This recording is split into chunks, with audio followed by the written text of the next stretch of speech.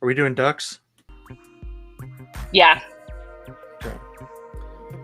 All right.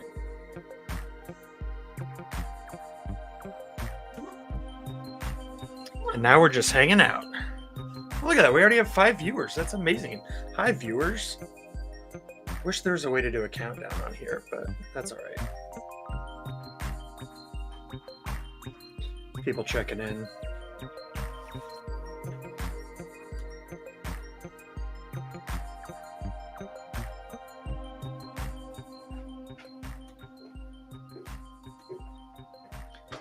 I did find a 30-second countdown, but it's not long enough. So, Tom, we are live. We have 7 viewers hanging out with us. Sweet. Hi, everybody. All right. Got Lauren and Jesse already saying hi in the chat. Hi, folks. Love this. All right. Let's see.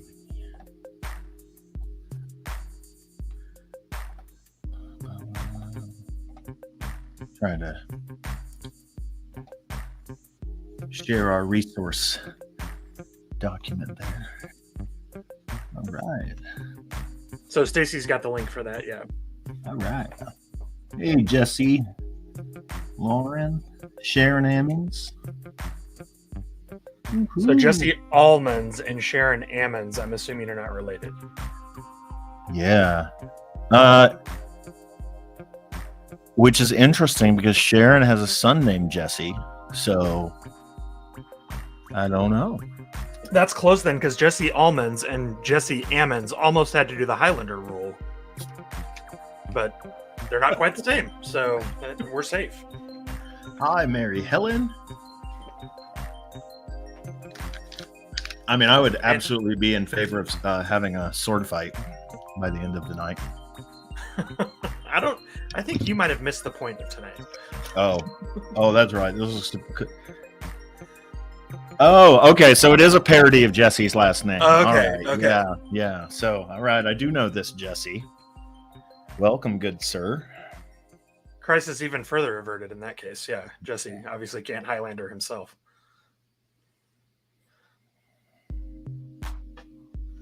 We're just hanging out, folks. We're not starting for a few more minutes, so feel free to have fun in the chat. I would totally sword fight Jesse if he wants. What do you like? How would that go? Do you think? You know Jesse, I don't. Like what? Well, since Jesse can't exactly verbally respond, clearly I would win. Oh, okay. I mean, Jesse can. Jesse, you're free to respond in the chat, and I can actually put it on the screen. To be fair, Jesse does have Boy Scout training, and all I have is a PhD. So, Is your PhD in sword fighting? You know what? I'll leave that as a mystery. You know what? Like, defending a dissertation is a little bit like a sword fight. In that you use a sword? It's just, Sharon said he's too young to get the Highlander reference. Which, you know. Jesse, there's a movie from the 80s called The Highlander. You should watch it. It stars Sean Connery. And it definitely involves sword fighting and beheading. Yeah. I am waiting for Jesse to tell us whether he thinks you would win the sword fight or not. I see Joshua here. What's up, Josh? Is that JRS? Is it Joshua? Yep. Oh, Highlander is a very good movie. Thank you, Melanie. Surprisingly, too. I mean, like, I feel like if you were to tell me, oh, there's this movie from the 80s about sword fighting and they have to cut each other's heads off and only one of them can survive in the end, like, I'd be like, okay, that sounds like a cheesy 80s movie. But hey, Doug Beal. Yes. And Stormy Franks is here. That's the Not Your Pastor's Wife. Because it's true. That's not Cassie or Amanda, so. Right. Yeah. Is this the Stormy from Mizzou? No, different Stormy. Okay. There's only so many of them. That's true. So, hi, Lisa Coleman. Like we're just hanging out, chit-chatting with our new friends. Stormy Stacy is running even more than YouTube. She is running StreamYard. So she is simultaneously controlling both YouTube and Facebook. She has ascended, and I don't think this is even yet her final form.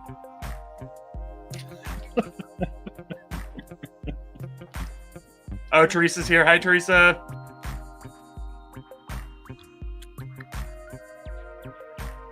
Moved on up in the world. Jeremy Williams. Fun. This is not, I don't know why I said it was a fun fact. Jeremy lives in Oklahoma City, and somehow early in our friendship, I got it in my head that he was from Tulsa. And so, like, almost every time I've ever introduced him, I'm like, this is Jeremy. He's from Tulsa. And he's like, not from Tulsa.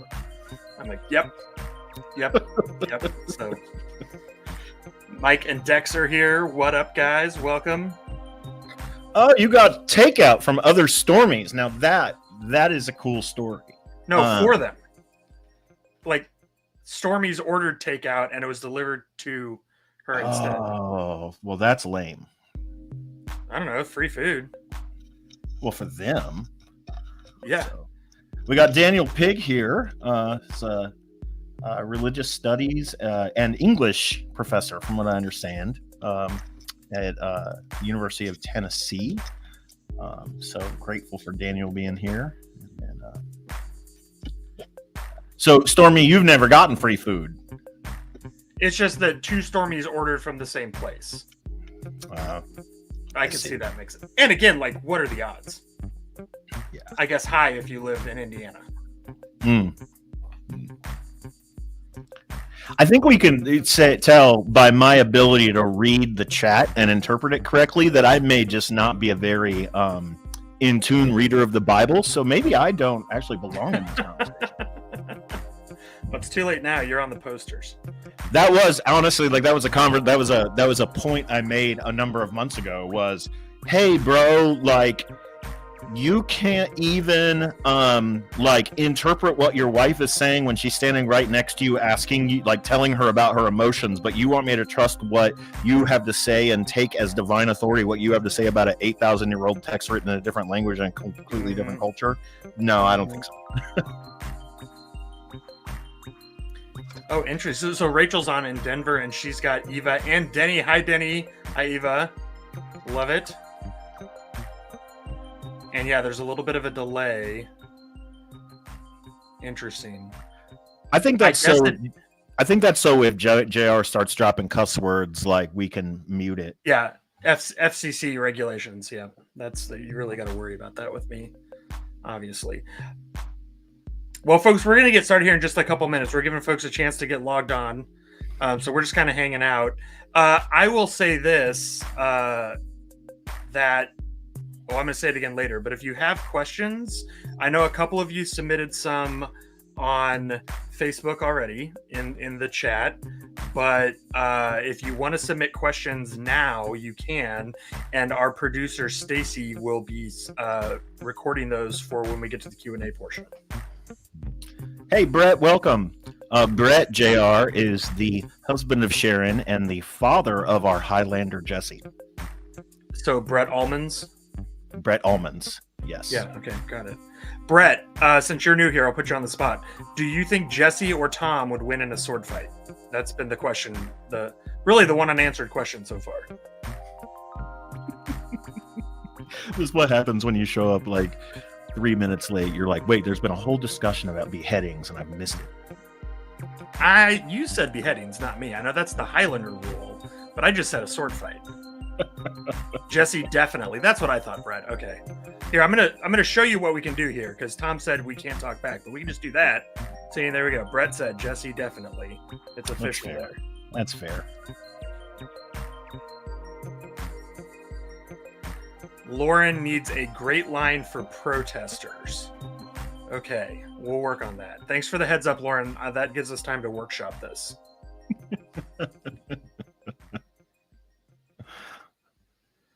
Jeannie and Jim. Yep. Hi, folks.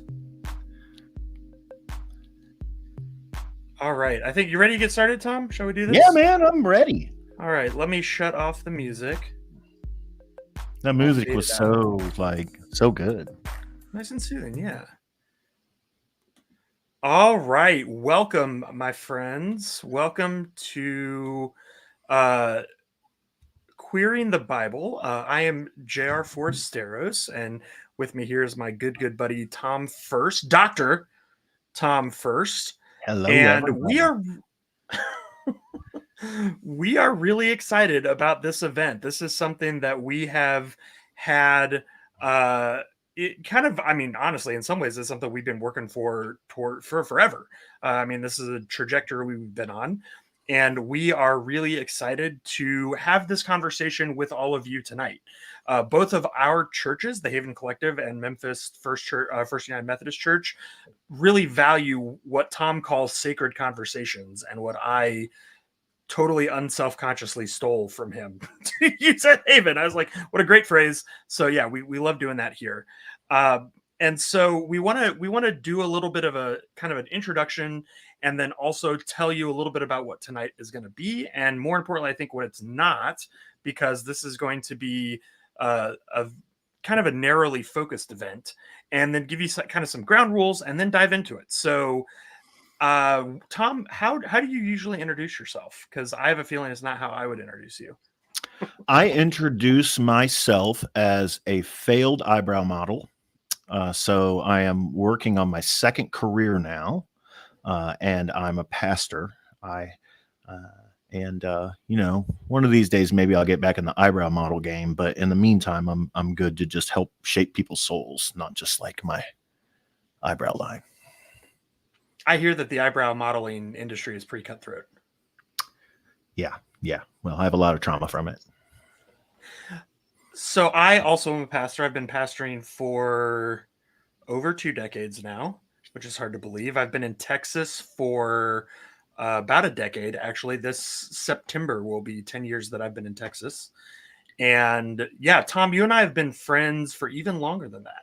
I think we became friends in grad school at the University of Missouri, Columbia. 2003 to 2006, I think. Yeah. 2005. So, and that's a story for another time. It's been well documented elsewhere. But I think what's important about that is that both Tom and I grew up in Southern Baptist contexts. Mm-hmm. Both of us grew up in what we would call non-gay affirming, non-queer affirming congregations, and were educated in institutions that are not queer affirming. And in fact, I would say at least the first couple of churches I pastored in were not queer affirming either. I don't know for you, Tom, because you were in the UMC longer. Yeah, none of the churches I pastored were queer affirming until I started a queer affirming church. Okay. So what tonight is, and what we really wanted it to be, is a night where we walk with y'all through how we got to where we are, and really answer some of the question about that I think a lot of people who grew up in similar contexts to us feel, which is that we have to choose between loving God and loving our gay friends or our gay family members or our gay selves, for those of us who identify as queer. And it sometimes we were told specifically that was a binary that we had to choose, right? Sometimes it was more implicit. It kind of depended on your church context. But I think a lot of us grew up thinking that it had to be one or the other. You could be faithful to God and view the Bible as authoritative, or you could be pro-gay. You could love gay people, support queer flourishing, support the right of queer people to be in queer relationships and that kind of thing. You had to choose one or the other. We grew up that way. We grew up thinking those things. I think probably both of us argued those things, maybe even taught those things from time to time, and have both since moved to a position where we don't believe that there's any tension between those, that you can love God and love gay people.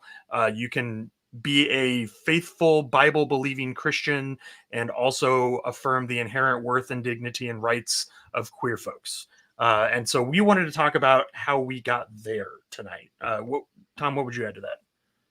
Yeah, I would say so. In my degree in rhetoric, like one of the things we talk about is that whenever it comes to contentious conversations, that what you're trying to do is you have two people with polar opposite perspectives, and what you're trying to do in persuasion is bring them into the same boat, right? This like, how can we find agreement? And one of the things I've realized about this, and I think part of JR and my journey is that like that fundamental assumption, that binary, that this idea that it's fundamentally these two ideas are opposed to each other, is exactly the thing we want to undercut here. That there is no animosity whatsoever between these things, though the animosity is often assumed when the conversation starts. Yeah. So let's talk about real quickly what tonight is not, and you can probably notice that from the format. First of all, this is not a debate where we have like some people who are queer affirming and some people who are not, and we put those positions up there and debate them. There are some terrific spaces that do that. I know, like for instance, Preston Sprinkle does a lot of that kind of stuff where he brings those folks together. There are spaces to find that. That's not what this is, because we are both in spaces where we are fully queer affirming, and we wanted to have a different conversation than that. The other thing this is not, you will notice, is that this is not a space where we're going to work through the individual clobber passages, which is the verses in the Bible that are used to say that being queer is evil or sinful or something like that. We actually have a resources page that we'll be linking where we have books and articles and podcasts and YouTube channels and all that kind of stuff. And there's actually an article in there from a terrific New Testament scholar where she goes through each of the 6 passages and explains how in their original context they're not talking about the contemporary conception of queerness. So we're not doing that tonight, mainly because that work has already been done in some other places in some really great ways. And so we didn't feel the need to just like read a report to you. Right. There's other places that you can find that stuff. The last thing that this is not is it's also not a celebration of how queerness is a gift to the church. Now, again, that's something we both believe in and affirm, and we think is beautiful, but neither of us is queer. And we wanted to leave that conversation for a space where we could highlight and center queer voices.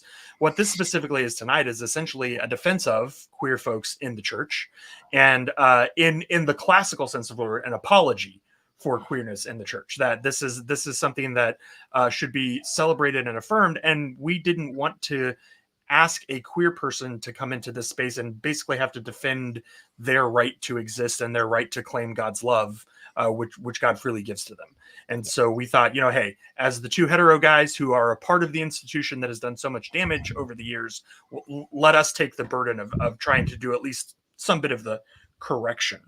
Yeah, it's for so long, minority populations, whether it's racial minorities, religious minorities, or even sexual or gender identity minorities, have asked people in the majority tradition who identify as allies to do more of the work and have more of the harder conversations.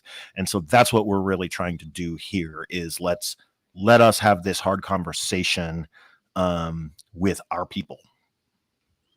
And we understand like our people is a wide definition, but in our circles, we want to have this conversation. So, yep. So one last little proviso before we dive into the content. We are going to be doing a ton of Q&A tonight. We hope there's a lot of Q&A. We hope this is much more of a conversation than just the 2 of us. And so our producer Stacy is with us. She is behind the scenes, and she is the one who is chatting as the Haven Collective in both Facebook and YouTube. So you can begin putting in your questions now, and so she will be able to star those questions and kind of save them out.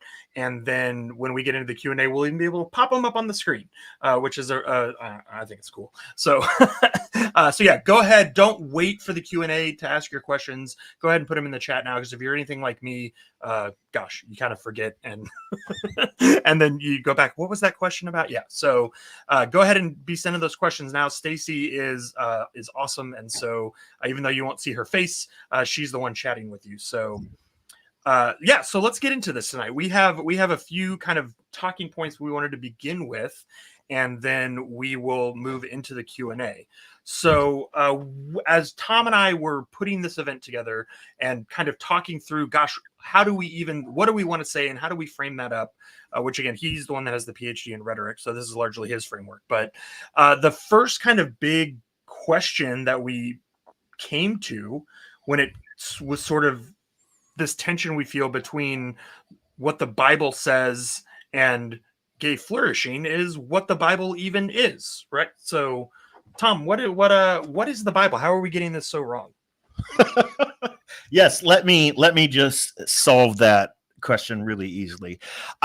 I think the place where we immediately go wrong, and this is, I don't know that there's a way to counter this, with our uncles or our parents, besides having lengthy conversations. But I think the first place we go wrong is that we assume that the Bible is this rule book that is basically filled with a bunch of moral stipulations, and that if I just cite one of those moral stipulations, that or cite a text, regardless if it's a moral stipulation, I can turn it into one. That all I have to do is cite this text, and clearly, obviously, my side wins this debate, and your side should submit to it. And I think that's a terrible way to view the Bible. It's not, and it's also disingenuous to genuine sacred conversation, right? To come in assuming that there's sort of this moral imperative tied to this ancient text that you must submit to if I just cite it. So I would say the first thing we have to understand about the Bible is we're not talking about a moral rule book. It's much more complicated than that. That's interesting because, again, I already sort of made a vague allusion to the clobber passages, but there are 6 verses in the Bible that get used to say that being gay or identifying as queer is sinful. And it's exactly what you talked about, right? Because we have found these verses that, at least in what seems to be a plain reading from a modern contemporary reading of it, seem to say that being gay is sinful. Yeah. Then that has to be the way it is, right? And again, as you just said, understanding the Bible as this largely static collection of moral imperatives really isn't what the Bible is, and I think the Bible itself demonstrates that. So this is a Pete Enns example, but I think it's such a perfect and clear one. If you go to Proverbs 26 verses 4 and 5, one verse says, "Do not answer a fool according to his folly, lest you be swept up in it." Then the very next verse says, "Answer a fool according to his folly, lest he persist in his folly." So if the Bible is this static rule book, right there in these 2 verses right next to each other, you have a blatant contradiction. Are we supposed to answer a fool, or are we not supposed to? Right? What would seem like a simple question: either leave a fool alone or correct him when he's being dumb. And yet, again, it's not like these are two. It's not like Old Testament and New Testament. One says one says the other. It's not like one prophet says one and one prophet says the other. These are in the same book, in the same chapter, right next to each other. Mm-hmm. So this should be, again, as Enns says, this should be a clear signal to us that the book of Proverbs, at minimum, does not expect that it should be treated as a rule book to be followed without any sort of thoughtfulness. In fact, he says it's quite the opposite, because as we all know from real life, sometimes you need to argue with people and correct them. And sometimes you need to back away from that so that you just don't get dragged into it. Now, I think if you would have told me, 20 years ago when I was a Southern Baptist, you could use that example, but all I would have heard you say is, the Bible has contradictions, right? And I would have immediately sort of had this visceral reaction, because I would have thought, okay, what this guy is trying to do is actually tear down the authority of the Bible. And so one of the things that I think makes this conversation as important is that we're not really tearing down the authority of the text of the Bible. What we're doing is saying the way that this authority has traditionally functioned in evangelical circles isn't actually faithful to the text it says is authoritative. That what's happening in this text is actually, and I think you see it in JR's example, is actually an ongoing conversation, where even the writer of Proverbs is having a conversation with themselves, right? Here's this axiom of wisdom, and then, oh, by the way, I recognize that doesn't always work, so let me give you the exact opposite one, and I'm going to trust that you, in the context of your own sacred conversations, are going to know which one to apply. I think the same thing happens in the book of Psalms. Like, the book of Psalms is another fantastic example where, like, and we could crap all over evangelicals for doing this, but liberals do this too. And I see it a lot with like atheists who are trying to cite the Bible back at you, is they still have the same hermeneutic, right? They still have the same interpretive scheme. If I cite the Bible as a moral rule book, it should end the conversation. And so, like, a lot of times you'll get, atheist folks, for example, that will like cite the psalm where it's like, bash the baby's head against the rocks, right? And it's like, come on. What's really happening there is the Psalms are inviting humans into a genuine conversation to express the full range of human emotions. And a different psalm may have a completely different reaction to the same situation and call for forgiveness or love or the patience of Yahweh, whereas this psalm over here is saying, no, like, I feel too hurt, right? And so what the Psalms are doing is having a conversation with each other, literally, again, to, use what you were saying about like contradictions within the text itself. A psalm will be like, hey, God, where are you? This sucks, and you don't seem to be anywhere. And then, like, boom, on a dime, it changes to, God, I praise you because you're everywhere, and I can see you under every rock and in every cloud. And it's like, well, which one is it? Except for this is the nature of human conversation, right? That we and I think what we're trying to say here, JR, and I think you have, maybe can flesh it out even more in the New Testament. But what we're trying to say here is that the Bible is not like a strict rule book. The Bible is a inter community conversation that is taking place across time. We're all taught that the Bible is a library of books, and even the word Bible comes from the Greek word biblos, which means books, and all of that. But I don't think when it comes to how we interpret the Bible, we really think of it as this collection of writings that someone put together and even chose a specific order and arranged. So you have the authorship of the books, you have the person that edited the books, because that's often a different person. You have the people who collected the books and arranged the books, and all of these people are participating in this conversation in large ways.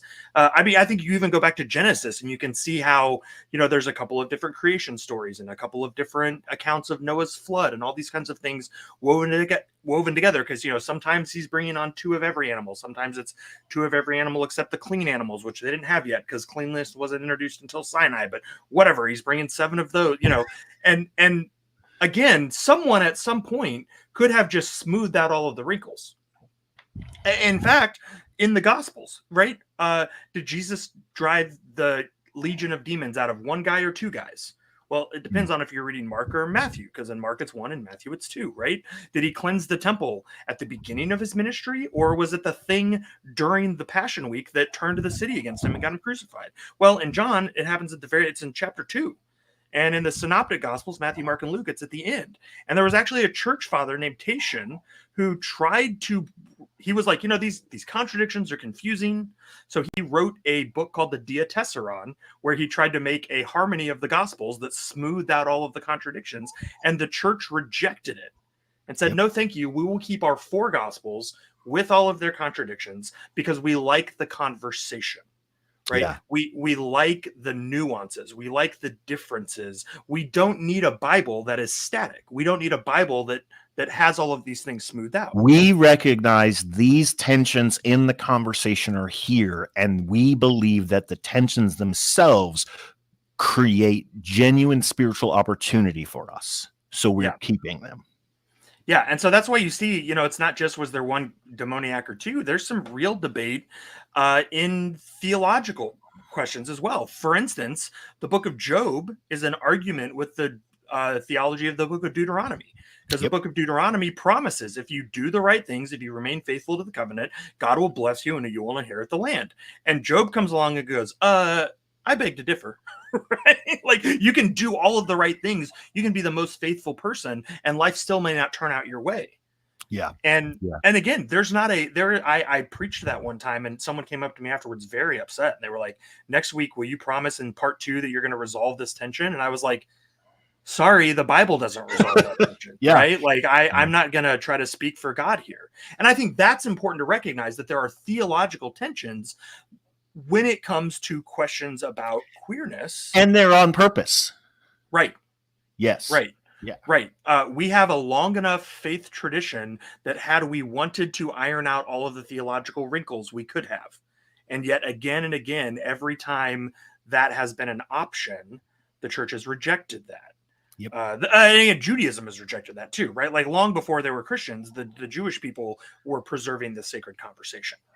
Yeah, and not just rejected the smoothing over, but emphasizing that the tension itself is sacred, that the conversation between this is sacred. The example I just thought of is Psalm 1 and 2 are very much like in a very ordered world, right? Like it starts off like, blessed are the people who don't do this and don't do this, and instead they like are show their wisdom, this, and this is what a good king looks like. And then the editors of the Psalm then put right after Psalm 1 and 2, the very first Psalm, Psalm 3, is a lament. And the person is saying, God, I did everything I was supposed to do, and yet it still sucks because you don't seem to be here and my enemies are surrounding me. Where in the world are you? Right. And so, but the editor, so it's not even just that the writers are putting the tension in there. It's that later editors combining these books and putting them together are intentionally putting them in conversation with each other. So I think it's important that we pivot away from seeing the Bible as a static rule book that ends conversations, and instead as a rich, diverse theological conversation that's meant to be a springboard into further conversation. It's meant to frame conversations for contemporary religious communities. And I think when we don't see it that way, the Bible almost always ends up being used as a tool of oppression. Tom, you, in your master's thesis, back when we first met, you explored a lot about how the Bible was used specifically against enslaved Americans and against women. Yeah. The question I had going into that was, as a good Southern Baptist, I learned my history, right? And I realized, oh, my denomination started, there's a reason it's called Southern, right? It started because there was this sort of this justification for slavery. And what I realized, so I'm sitting here saying to myself, and I'm not, at that time, I'm not like incredibly woke or anything, but I was saying to myself, like, how did my people like do this? And so I decided to write my master's thesis on it. And I realized what they did was they were able to cite Bible verses, and they did it using the Bible as this sort of rule book that they wielded swords against the abolitionists. And the swords were, the different scripture citations, right? And here's the reality. And I know like a lot of even contemporary conservative Christians don't want to admit this, but the reality is, if we're using the Bible as a rule book where you can just wield the text as a sword by citing it, then the enslavers probably did win. Because the other side of that conversation is much more nuanced. And the abolitionists, they had a harder time citing texts. They had better theology. They had a better overall understanding of what the Bible is and isn't. But in terms of actually citing texts, they had a much harder time than the enslavers. Then slaves obey your masters. Right. It's clear right there in Paul, right? Like that's even the New Testament, right? So, that was kind of one of the first indicators to me that that the way I was taught to read the Bible as a rule book wielding text is fundamentally problematic. Yeah, and I think you see the same thing when it comes to the way the Bible is used against women, because one of the things we'll hear often is like, we're just going for the plain reading of the text. And again, without even taking the time to problematize how plain reading isn't necessarily plain when you have a very different context and you're reading English instead of Greek or Hebrew and all of that. The reality is there are verses that will say, women should be silent or things like that. But there are also a lot of verses that talk about women teaching, women apostles, women as church leaders. So the plain reading actually points both directions. We have plain readings of both of them. Paul says, when a woman prophesies, she should have her head covered, right? When a woman, right? And yet again, what we see with the folks who treat the Bible as a rule book is that the only one of those two plain readings gets privileged, right? And it's not the one that leads to justice and equality. It's the one that looks like oppression. Yeah. So I think one of the things that this sort of comes down to is it changes not whether we consider the Bible authoritative, but it changes how we consider the Bible authoritative. Like exactly what we think the Bible is. It's authoritative as a 8,000 year conversation. It's not authoritative as a universalizing rule book that has once for all rules. And that then does change the kinds of conversations we have around ethics, right? So, okay, so for example, for me, like to go back to the slaveholding text, right? I look at that and I say, okay, so these texts seem to support this idea, seem to on the surface. Even if I assume that the enslavers were right, and I don't, but let's assume that they were reading the Bible correctly. I don't care. Because that's not how I read the text. Yeah. Even if the Bible expressly did, if 1 Timothy 2 was read in the way that the most conservative Baptists want to read it, let's say the conservative Baptist reading is right. I don't care. Because that's not what I understand the text to be, this rule book that therefore I have to submit because of one text, or in the case of, we're talking about LGBT inclusion, 6 clobber texts. That's not how we read the Bible faithfully. That's not how we understand the Bible. And I know we need to move on to talking about queerness, but I think it is important to point out that the Bible treats itself this way, right? Yes. The reason all of us Gentiles are fine with eating bacon and shrimp is because we understand that the New Testament willfully disregarded previous commands that were from God about the dietary code, right? Yeah.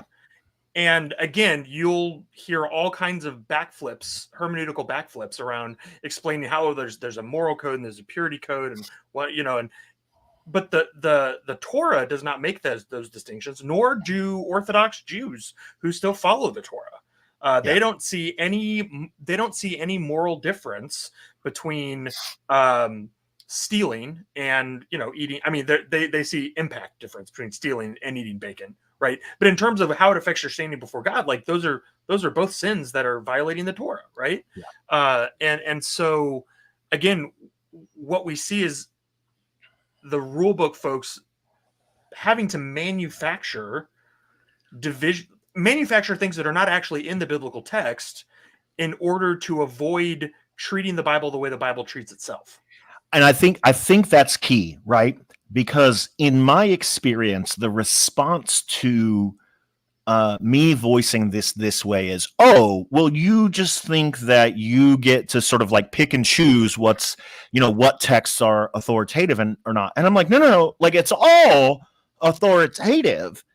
But the reality is, I understand it's a conversation, so therefore I'm going to accent certain ones and not others. And the reality is, all of us do it, including the most conservative person you know. Like, we all do it. There is a reason we allow soldiers to be baptized in our churches. There's a reason we allow wealthy people to be baptized in our churches without giving up their wealth. And it's because we have decided that violence and wealth are not really as big a deal as the New Testament makes them out to be. But somehow, like, it's supposed to then turn around and be like, oh no, like, gay sexuality is absolutely like the deal breaker. No, just like, let's all admit that we're picking and choosing because we're all in this big conversation, as the Bible is. Right. So that's one half of the conversation, right? We said we're exploring the tension between respecting the Bible as authoritative and then respecting queer flourishing. And so we've talked about the Bible. We've talked about moving away from treating the Bible as a rule book that is static to a collection of texts that is an ongoing conversation that by grace we get invited into, and how that changes what we understand the Bible to be doing when it's talking about human sexuality. Right now, let's shift over and talk a little bit about human sexuality. Let's talk about queerness. I would say for me, one of the distinctions that I came to very late in the game, relatively, I guess, speaking, but one that has been very important for me is distinguishing between how sex is viewed biologically and how it's viewed sociologically. Yep. These are two very different categories, and biologists and sociologists know that. The rest of us, I think, conflate these categories quite a bit. And so we will hear folks talking about biological sex, which is, I think ultimately it's what your genes are, which none of us know. None of us can see our genes, right? The best we can do is pay some money to have 23andMe tell us what is in there, I think, right? But it's, it's your body, it's your genitalia, but again, even that is not always aligned with genes. We know that there's all kinds of diversity in the human genome beyond just XX and XY, but that's biology, right? It's what is your physical self, what is your genetic makeup. Then the other one is gender, which is sociological. Gender is a social construct. And what we mean by this is if I am supposed to be manly or if I'm supposed to be womanly, what does that mean? Who decides what counts as a manly behavior? Is wearing a skirt manly behavior? I'm going to offend the Scottish people here, right? I know a kilt is not a skirt, right? But again, functionally, in a way, they're very similar, at least to the outside observer, right? And so in our culture, in contemporary America, it's not considered manly to wear a skirt. However, in the rest of, or in Scotland, it's considered the height of mannish fashion. So who decided that, right? That's what we talk about when we talk about gender. Gender is a collection of socially constructed agreements in a society, and we start learning them kind of from the moment we're born into a society. Gender is only casually connected to sex.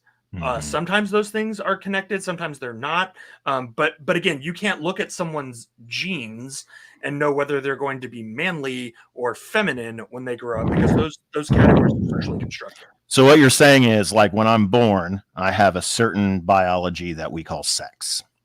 And Correct. Then as soon as I'm born and they slap the blue bracelet around my wrist, they are not making a sex statement. They're actually making a gender statement. Correct. Yeah. And even, I mean, one of my favorites, I found an article from Good Housekeeping from 1919, and it had in it a guide to dressing baby boys and baby girls. And it said, you want to make sure that you dress your boys in a strong color because, you want them to grow up very masculine and very powerful. So you want something bold. You want something bright. Pink is the obvious choice for a boy. And for a girl, you want something soft. You want something nurturing. You want something very warm. And so obviously, you want your baby girls to be in blue. And again, this was just now a little over 100 years ago, that we think something like pink is for girls and blue is for boys is so like innate, and yet it's not. It's a cultural agreement. Again, there's not like a department of the government that decides these things, right? They're cultural changes, but in just 100 years, those can flip like complete opposite, right? So yeah, why do boys play with trucks? Why do girls play with dolls? All of these things are social constructs. And again, that doesn't mean they're bad. It just means they're a social construct. So the question then that comes up that I want to, just like toss over to you then is like, okay, if we're making this distinction, then does that end in this no holds barred, like sexual permissiveness where like anything goes? it doesn't have to, right? And I think that's the fear that a lot of people have when it comes to talking about LGBTQ folks in the church is it's undeniable that throughout the Old and the New Testament, there is a strong sexual code. Now, again, it changes. Yeah. We don't like to talk about that, right? But, again, marriage, I heard a joke a long time ago that biblical marriage is between one man and however many women he can afford, right? Yep. Because if you're David, it was like 8 or 10. If you're Solomon, it's like 300 plus a whole bunch of concubines. Most men probably can only afford one wife, Yeah. but that changed obviously by the time we got to the New Testament, right? It changed to the place where a single monogamous relationship seemed like the greater good there. And we have a lot of instructions from Paul, who's ministering to Gentile congregations, and his sexual ethic is very strong there. In fact, it seems like one of the main ways he wants these Gentile Christians to distinguish themselves from the larger Gentile culture is through their sexual ethic.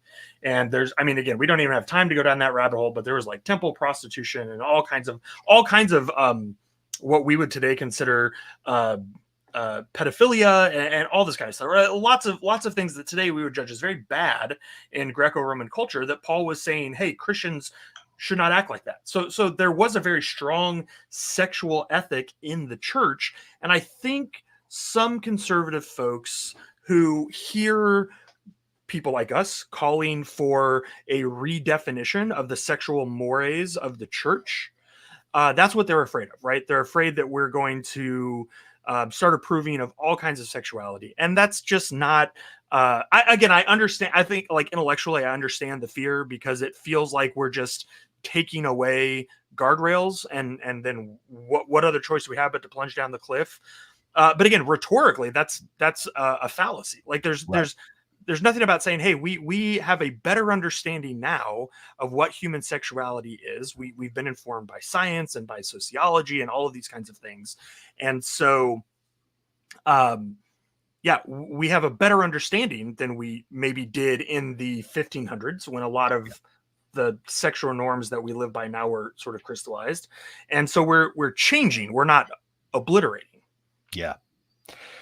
So, I feel less concerned that, we're in danger of just embracing all, like anything goes. Like we are still as a society, including the church, including the progressive church, like we're still like pretty repressed about sex and sexual desire and sexual imagination, that I don't know that the danger is really that we're just going to sort of embrace that anything goes. What I do, one of the questions I really do have, and I don't know that I have seen good progressive responses that I think I can build on, is this question of like, how exactly does our participation in a baptism covenant community, how does that shape our sexual ethic? I think conservatives have a very clear answer on that, like, right, heterosexual monogamy, right? I know that there's questions in the comments about polyamory. There's questions about sort of like what goes and when at what time. And I'm not saying that we need to answer this tonight, but I think it is important that this is a conversation that I think progressive Christians need to have, is how exactly do our baptism promises and our covenant identity shape our sexual ethic? So I think a really fascinating and provocative example of this question is what has happened repeatedly on the mission field when Western Christian missionaries have gone into polygamous societies, and they have converted, say, like the head of a village, a chief or a mayor or whatever, right, who has 3, 4, 5 wives. And one of the first things they say is, hey, now that you're a Christian, you're only allowed to have one wife. Mm-hmm. And so part of what they require of him to then follow Jesus is that he divorce these other wives, and then that leaves them single and unremarryable, right? Mhm. And so in some ways, Without destitute. any social safety nets in the Yeah, society. Yeah. because rather than reforming the society in a way that would move to where monogamy is a safe choice for these women, because again, oftentimes in polygamous societies, uh, it's maybe a society that has a lot of warfare, so there are fewer men or something like that. They're usually like really interesting sociological reasons that polygamy happens. It's not just because some men are greedy or whatever. Yeah. And so again, without overhauling the society, without doing some social reforms and changes, they just institute this like very particular Western view of marriage. And what it ends up costing, again, not too surprisingly, is it marginalizes and makes vulnerable these women who now have no social protections. Mhm. Now, again, that is not me arguing for polygamy. That is me pointing out that I'm not sure that the most important thing that needs to happen when people come to Christ is that they need to like overhaul their individual relation, like marriage relationships, when those are so tied into a web of sociological, economic realities, right? And I just wonder what would happen, what would have happened if those missionaries had said, hey, you know what, we need to come up with like a 2 or 3 generation plan to move this society to a place where there are safety nets and social structures in place such that polygamy is no longer a necessity for these women, right? Yeah. We understand, because again, that's what we see happening in scripture, right? There's this like movement away from that. And so I mean, I think this is what, and you addressed this a little bit earlier, right? But this is what Paul is doing, not just with sex, but all kinds of things. Circumcision, for example, when he's encountering these Gentile Christians who have a completely different life, and he's trying to assess, okay, in their baptism faithfulness, what does it look like for them to live out, to live like Jesus? And he's like, you know what? Like the most important thing in Judaism is circumcision, and this is not binding on them, right? And so, like there is this constant conversation in the New Testament itself about what is this obligation for these Gentile converts to this, Christian, not really religion at the time, but this faith. Yeah. I think for me, and yeah, let's back up a couple steps, and I want to reaffirm what you said. This is a conversation that we, the church, are not currently having well. I think a big part of the reason for that is that queer folks, as a rule, are not welcomed and affirmed Yep. in Yeah, churches. that's And right. so queer folks are not even welcomed at the table where these conversations need to be happening. Yep. And maybe this is me being too American, but I think no taxation without representation, right? Like you shouldn't get to make rules about folks when they're not at the table. That is not just. Again, I don't know of many. There are a few, but I don't know of many churches and denominations that would say that queer folks cannot be believers. I think Yep. most denominations, even if they say like you have to be celibate or whatever, like okay, right, but like they at least say like a queer person can experience the Holy Spirit and the grace of Jesus. In that case, those folks belong at the table making these decisions about themselves. To circle back to the biblical example we're talking about, Paul is always making these ethical injunctions with the Gentiles present. Yeah. Like he's not making ethical, I mean, I know Paul's particularly around, progressives can have like a bad reputation, but I actually think like there are times we need to take Paul more seriously, like as a conversation partner, and understand his like he's saying these things with the most vulnerable people present in the room, right? Yeah. And he's actually creating space for them in the conversation in the church. I think another great example of this is actually very start of the church. This is something Matt Micheladas pointed out, our good buddy. Hi, Matt. And so it's an Acts where the Greek widows are not getting fed right at the beginning of the early church. And they appoint 7 deacons to make sure that the churches, or that the widows, are getting their food. And one of the things Matt pointed out in his book on Acts, Into the Fray, was that the 7 names that are listed of the deacons are all Greek names, which means likely these are Gentiles who are being put, or they're Greeks being put in charge of the Greek widows, right? They're the marginalized population being put in charge of distributing the resources to the marginalized people who had been left out. So it's the same kind of thing, right? We have this clear pattern in the Bible where the folks who are most affected have a voice in the conversation, and our churches today are largely not doing that.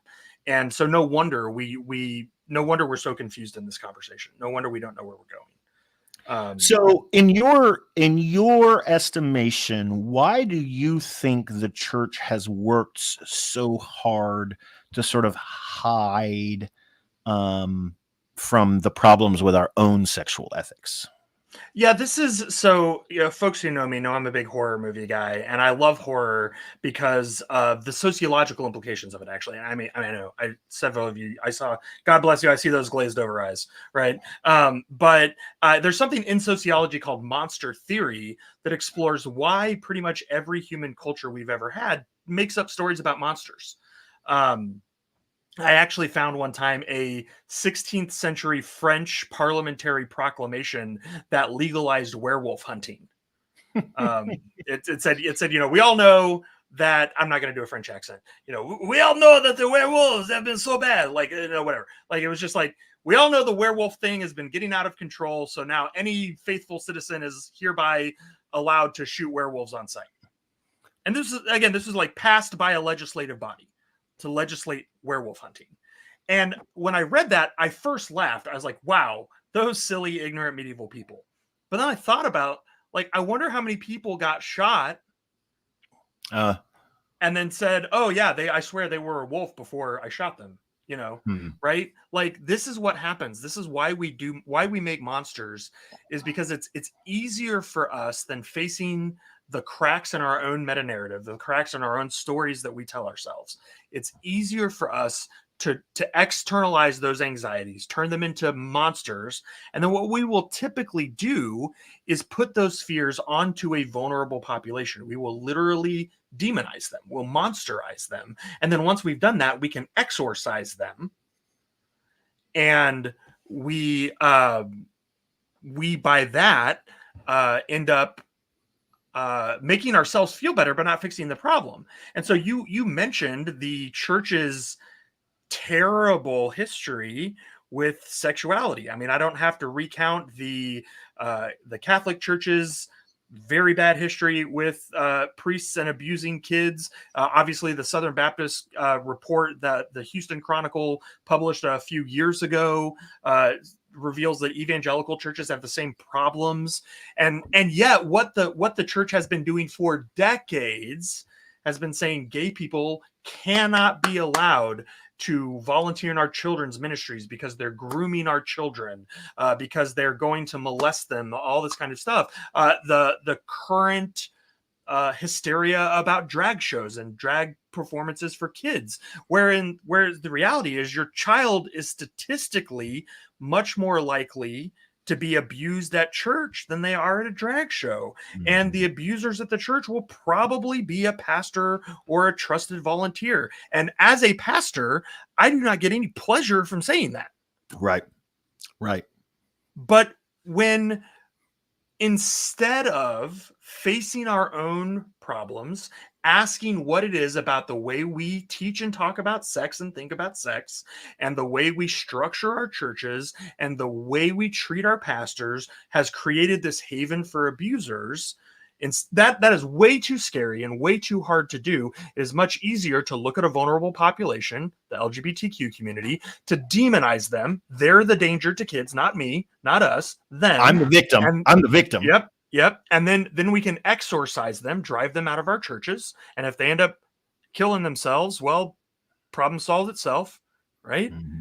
I think that's horrible. I think it's terrible. And I don't know that I have an answer to that. I just want to point it out that by demonizing and vilifying and monsterizing the queer community, we are hurting ourselves, and we're obviously hurting the queer community. Like without question, like the damages are incalculable to the queer community, but we're also continuing to harm our own children. Yeah. Yep. The sort of biblical axiom, right, that sin carries its own consequences. to dehumanize another person inherently carries with it the dehumanization of the self. Yeah. My monsterization of you turns me into a monster. Yeah. And so I hope we can see again what Tom and I are trying to advocate for here is there are still so many conversations to be had about what it means to be queer and what it means to love God. But those conversations ought to be happening inside the church. Queer folks belong in the church. Queer folks are a part of the church. The church should be the safest place in the world for queer folks. And, I know that First UMC, Tom's church, and Haven Collective, my church, are working to make that happen. We know that it's not the reality for most queer folks and for most churches. But we want that to change. And so we hope that this part of the conversation has been helpful, reimagining what we mean when we talk about the Bible, not as a static rule book, but as something that's more broad and expansive. And then also what we talk about when we talk about queerness. We're talking about real people. We're talking about real experiences that are valid and that deserve to be as much a part of the church as Tom and I are, as hetero dudes.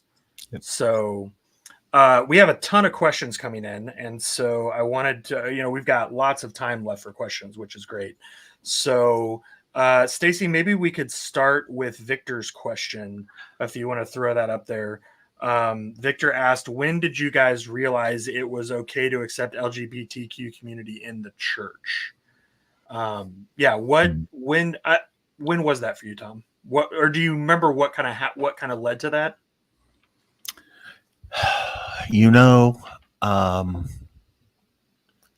Honestly, I think it was just friendships. I had friendships with queer folks outside the church who didn't feel welcome in a church. And in terms of even like their morality, they were more Christian than most people I knew inside the church. Right. But like, they didn't feel like they belonged. And so like for me, it genuinely was like a kind of like, conversion through friendship.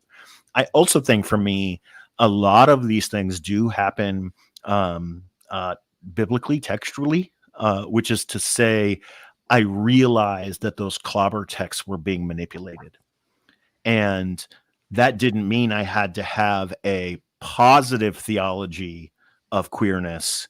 It just meant that I deconstructed the negative theology of queerness and realized it was not binding. There was no reason I had to hold it. I was doing that while I was working at a couple of conservative churches. And so that was a really difficult place to be, deconstructing those things. But I think that's a part of my journey.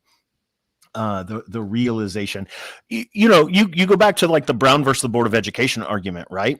Separate never means equal. And I think it's the same thing when we're talking about queer involvement in the church, right? Like the conservative churches I was a part of were always like, well, they're welcome here. They just can't do certain things. They were never going to be equal that way. So it was always just this sort of like manipulative rhetoric. And once I started noticing that, it wasn't too long before it all kind of came crashing down and fell apart. How about you? Yeah, I spent a lot of years in the camp where I was like, I wish I could be pro-gay, but I just can't be. That's what the Bible says. And yeah, I think it was once I actually had queer people in my life that I cared about and considered family or friends, I said, you know what? I think I owe it to myself to actually look at those texts. I think I owe it to myself to actually do the work on it instead of just because again, I will tell you a secret, a pastor secret. Tom, you can feel free to log off for a minute if you don't want to be party to this, but like we don't exhaustively study every single verse in the Bible. At least certainly not when I was 25. I hadn't got there. I still haven't gotten there. Right. There is still a ton that our upbringing, we take as part of our upbringing as well. And so, yeah, when it came time to put in the work, I was like, if I'm being honest, I have never given Romans 1 a second look. Mm-hmm. I Leviticus, who reads Leviticus, whatever. Right. And so, yeah, same as you, when I used all of the tools that my conservative theological education had taught me about how to be really, really good at interpreting the Bible, I realized that these texts just will not bear the weight that is placed on them. So then I moved into a space where I said, I don't think the Bible's clear. And so in that case, we need to err on the side of grace. Yes. Right. Which I think is another pretty tenable biblical position. Jesus says, I desire mercy, not sacrifice, right? Grace, not law. And so, if we're not sure if this is an unsettled question, then we move to a space where we kind of say, okay, well, I'm not sure, so I'm going to err on the side of grace. But it didn't take me too long after that to move into a space where I think to read the Bible again in that big picture, which direction is this conversation moving?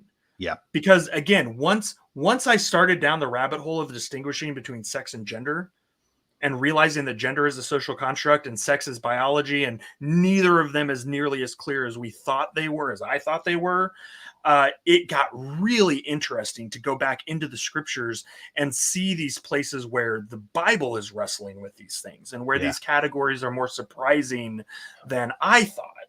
And once I got to there, again, the larger trajectory of the conversation was not God squeezing all of humanity back into the toothpaste tube where they started, but rather God inviting us to a bigger and larger and more expansive kind of kaleidoscope, or maybe I should say rainbow, of humanity, right? Yeah.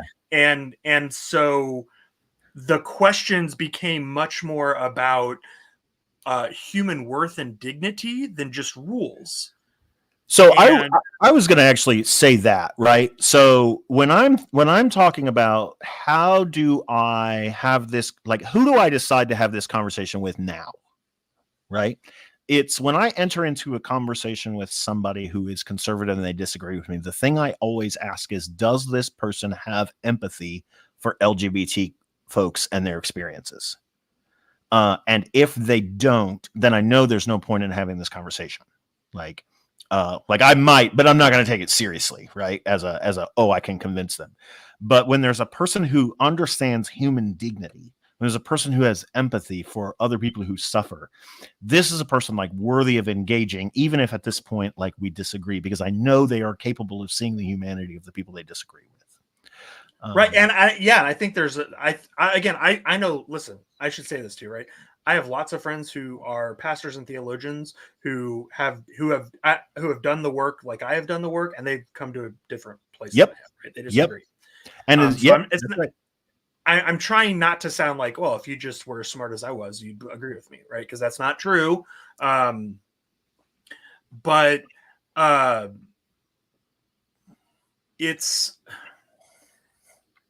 even those folks who come to a place where they disagree with me and cannot say that they're queer affirming are so much more compassionate and kind than the folks who are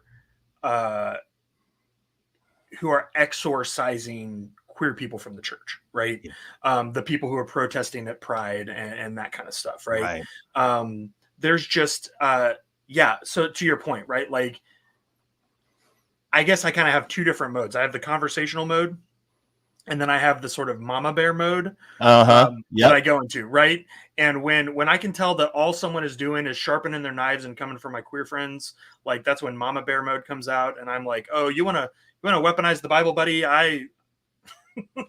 Let's do this. Batman, right? My Enneagram 8. That's right. Like my Enneagram 8 just like goes wild, and I said, oh, like, bring on the sword fight. We're gonna behead somebody tonight, right?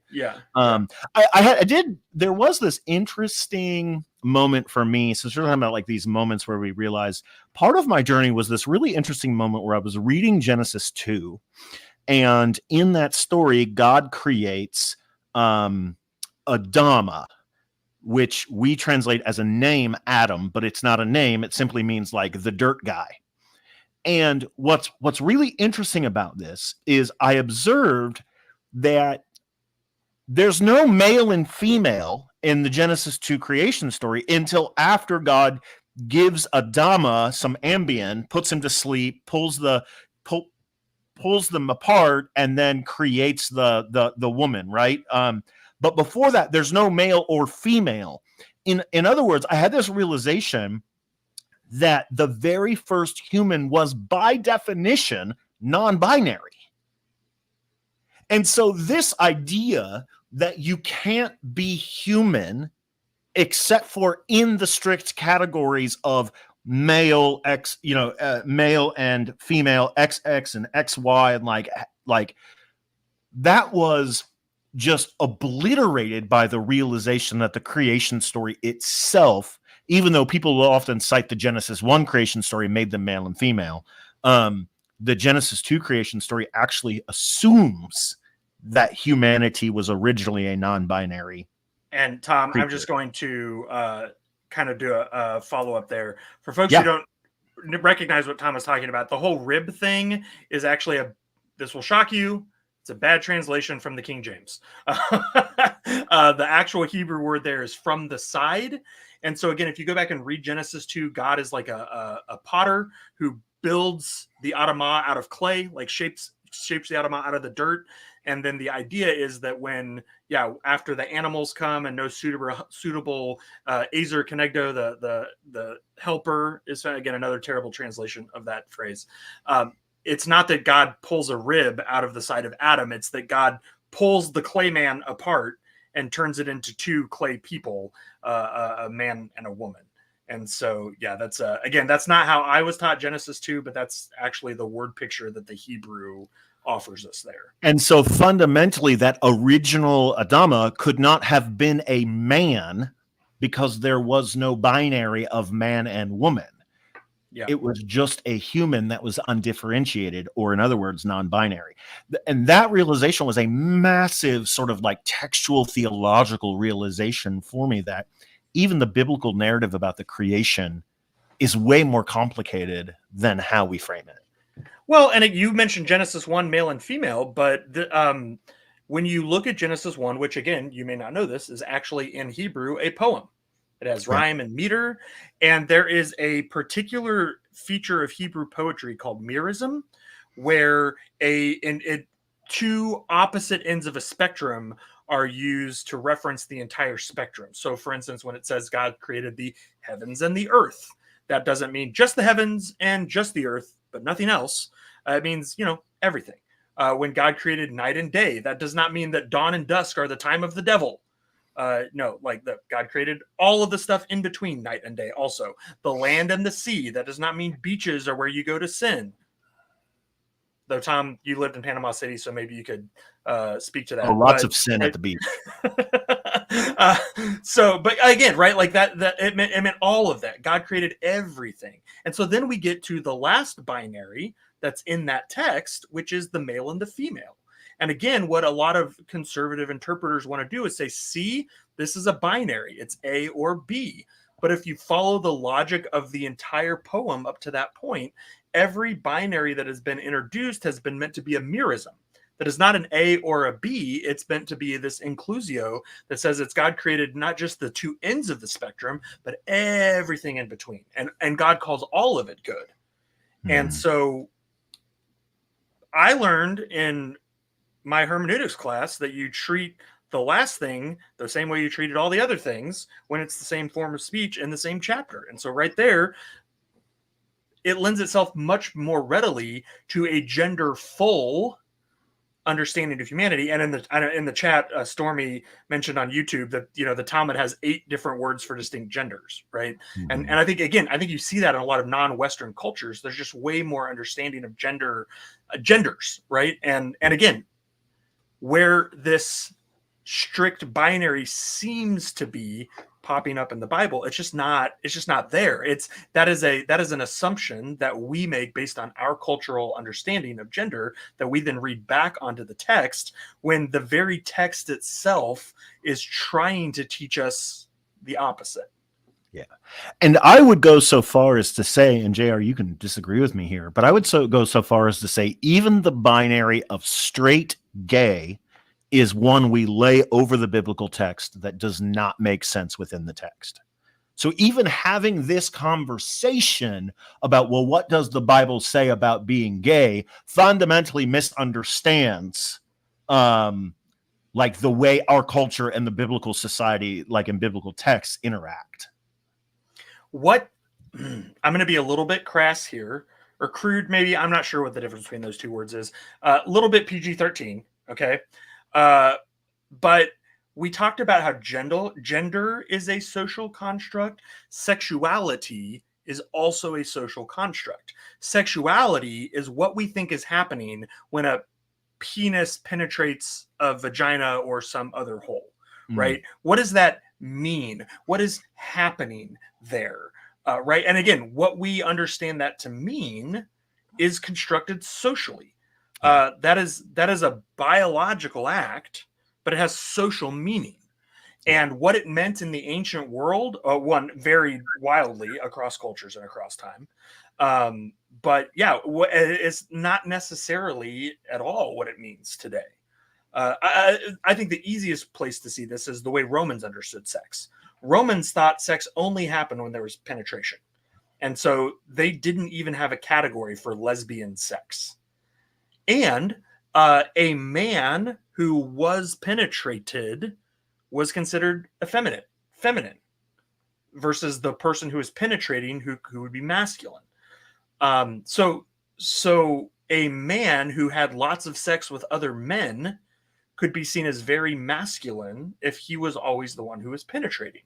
Yeah. And that's very different from our culture today, right?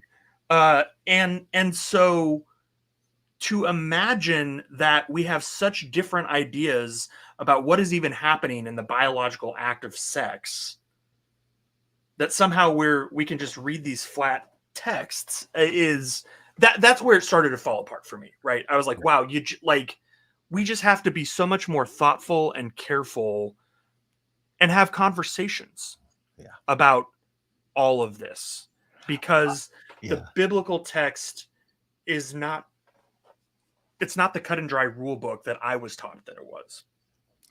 I remember the first time I realized how complicated, particularly like the ancient views of sexuality is when, do you remember when the movie Troy came out, which is, I think, based on the Iliad, right?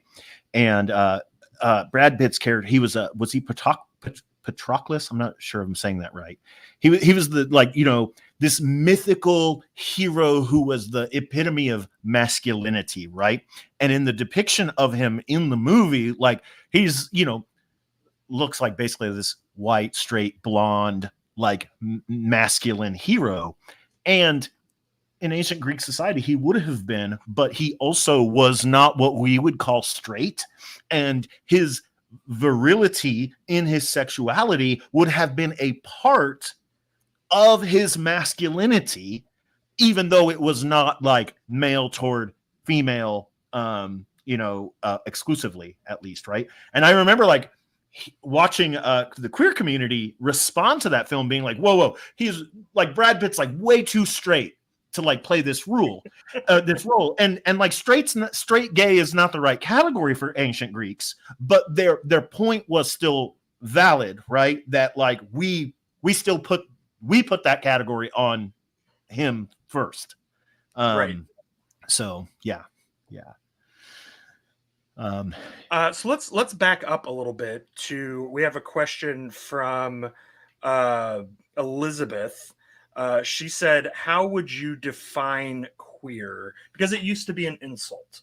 And I want to highlight where Stormy in our chat, that's not your pastor's wife, she gave, I thought, a really great answer to that.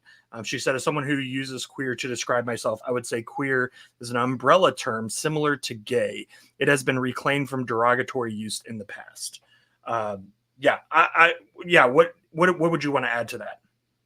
So I would say probably like the most beneficial thing at this point would be to say, like, what does it mean to reclaim language? Okay, so Elizabeth, you're right, particularly. So this is Elizabeth Marshall, and in Elizabeth's generation, like certainly like queer was an insulting term, and so what the LGBT community QIA community has done would be similar to what the African American community has done with the N-word, right? They've taken a word that has historically been used to insult, marginalize, and hurt them, and they have reclaimed it, or they've adopted it for themselves to minimize its power as an insult and to actually exalt its power as something that gives them dignity. And so yes, certainly that word has been on a big trajectory of reclamation or redemption for use in the queer community. Yeah, I think one of the reasons I find the term helpful, one is because the queer community uses it for themselves, so it's always good to call folks what they want to be called. But I think also, the LGBTQIA, right? Like the reality is, I think we have, and I don't mean this as a bad thing. There are, I think, 17 different pride flags now for different gender identities, sexual orientation, things like that. And the LGBTQIA, like that cannot encapsulate all of the various ways that gender and sexuality show up. And I think that's because we are breaking these away from binaries, right? We're breaking sex, as in biological sex, away from binary, because we recognize that there's way more than XX and XY. We're breaking gender away from binary. We recognize there's way more than like strict male, strict female. We're breaking sexuality away from binaries. We recognize there's more than just gay or straight. And so rather than trying to taxonomize all of these and create this exhaustive list and say, here are all of the ways that it is now allowable to express yourself, I think what the umbrella of queerness does is say, you know what? Everyone's actually part of the spectrum. And again, that's why I like that reading of Genesis 1 is saying that it's not like you're male or female or the weird stuff. It's like, no, we're all weird. Like male and female are just 2 points on the spectrum. They happen to be maybe the far ends of the spectrum, right? But they're just on the spectrum. Moving away from gay straight as a binary and getting into asexual or pansexual or different things like this, right? Bisexual. It suddenly means that, again, it's not a binary as much as it's a spectrum, and we're all somewhere on the spectrum, including us straight folks, right? And I think the umbrella of queerness gives us better language to acknowledge that and to talk about it. So that's I think that's a great question. That's a great question. Okay, so Lauren Franks, who is she's in Rowlett down here with me, and we have a lot of the same protesters that we run into when we are talking about Pride. She did wonder, how do we respond to protesters who are handing out Bibles at Pride and saying that people need to repent?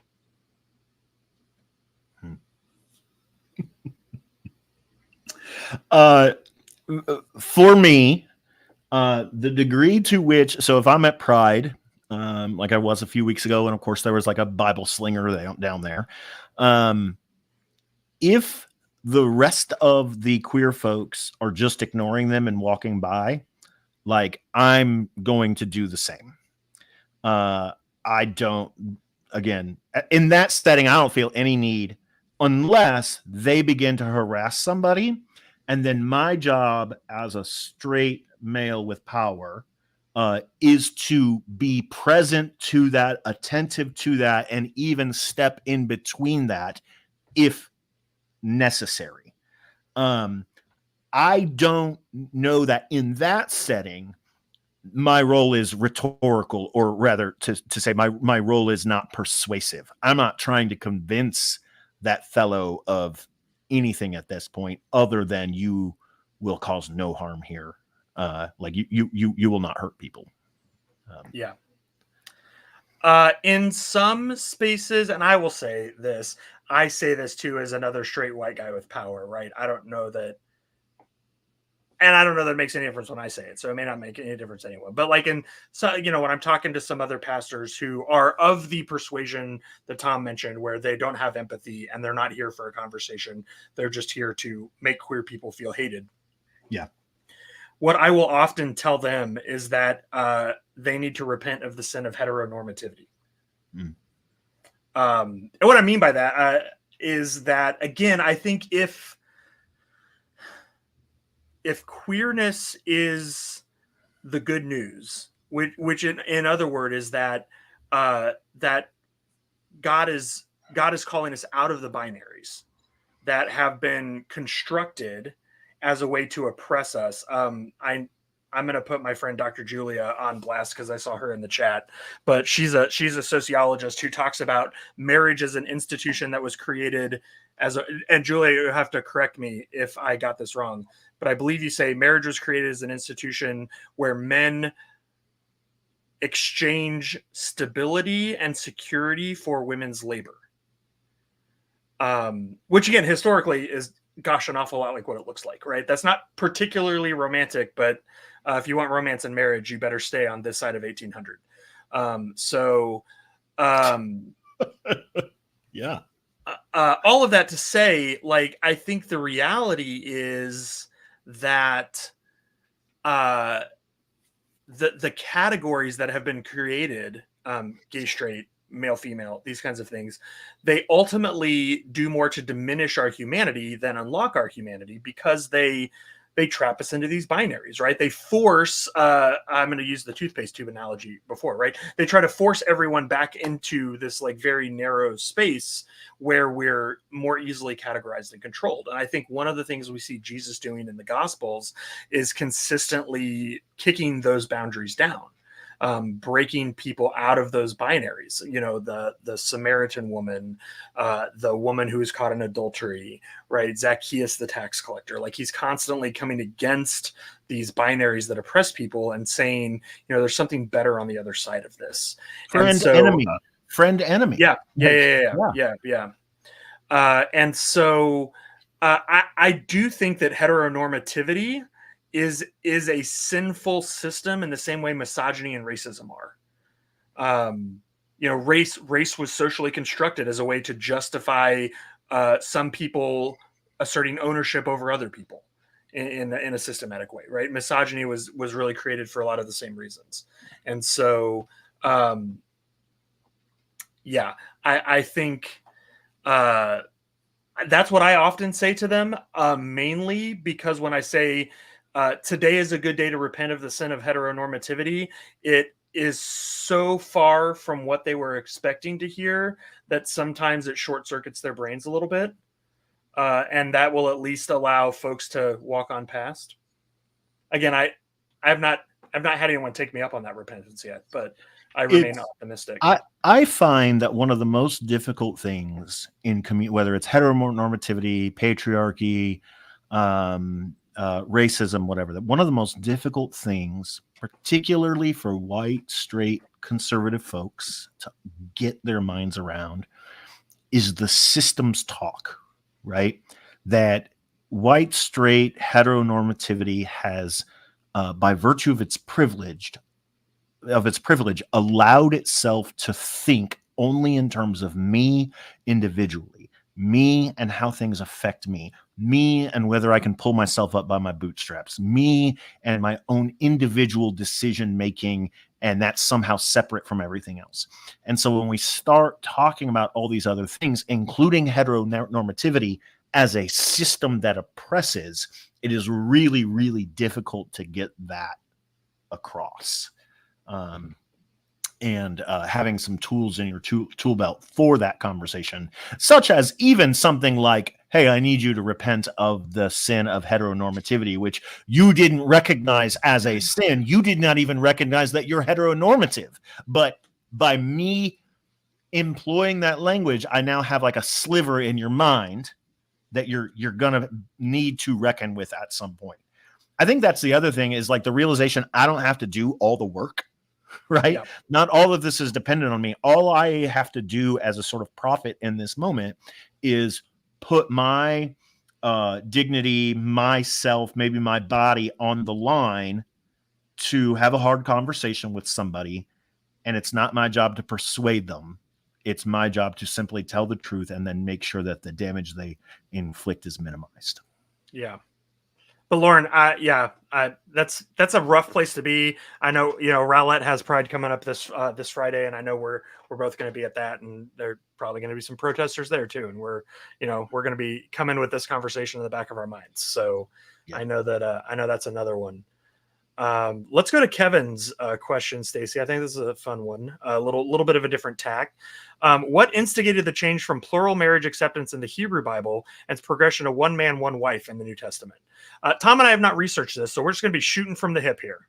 And yeah, I have some ideas, Tom, but I wonder what you. Well, do we want to say God changed God's mind? Or maybe do we want to say again that the Bible is having a conversation with itself, with humans across the 8,000-year-old span who are in different cultural situations, dealing with different cultural needs and pressures, and they're responding in maybe the best way they know how to that. So that's a broad framework that I think returns us back to our original conversation, but I would be interested in turning that over to you, JR. Go ahead and solve it. So when my mom and stepdad used to live in the Middle East, in primarily Muslim countries, and Islam still practices polygamy. It's legal in Islam for a man to have up to 4 wives at one time.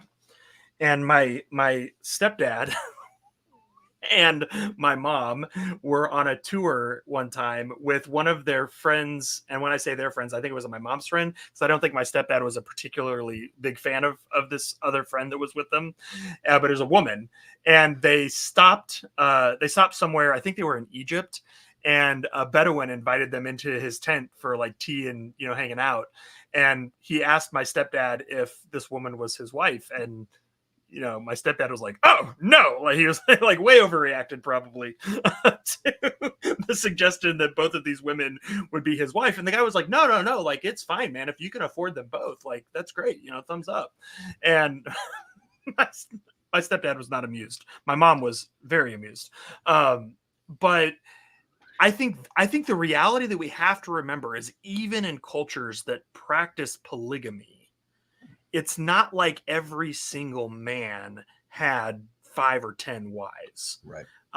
Again, even in the Hebrew Bible, Abram had one wife and a slave that he treated as a concubine. Mm-hmm. And he was incredibly wealthy. Jacob, who was even wealthier, had 2 wives and 2 concubines.